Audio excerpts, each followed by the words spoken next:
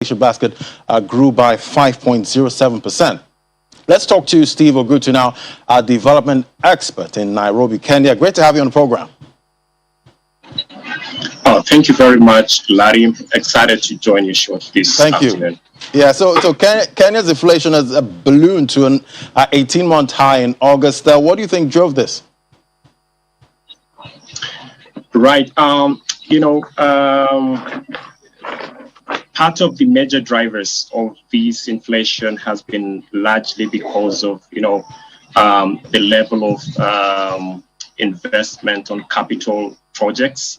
Right now, the government is focusing, and even before COVID, the government was really focusing on very massive infrastructural expansion in the country. We have massive roads that are taking shape here.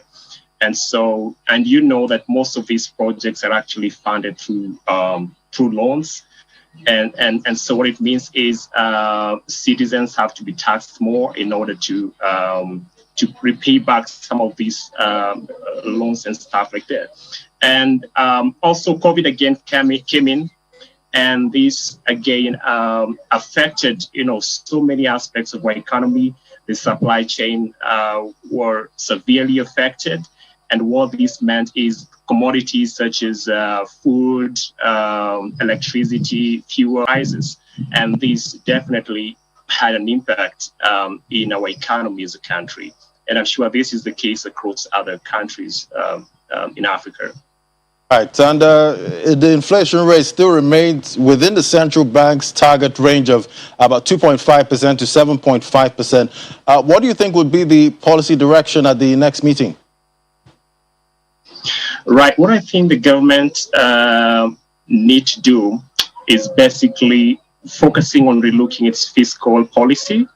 There's need to reduce expenditure on capital projects, and also focus on increasing taxation on certain commodities such as fuel, electricity, and foodstuff.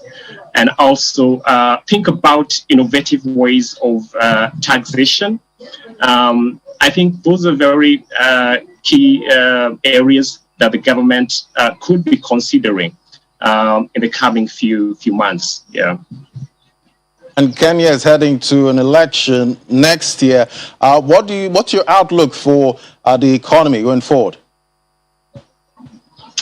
Right. As is the case, normally about 2 years to elections and 2 years after elections, Kenya, we normally experience a lot of hit to the economy, because then most investors are afraid to invest because of the high political tension that comes with the election and things like that.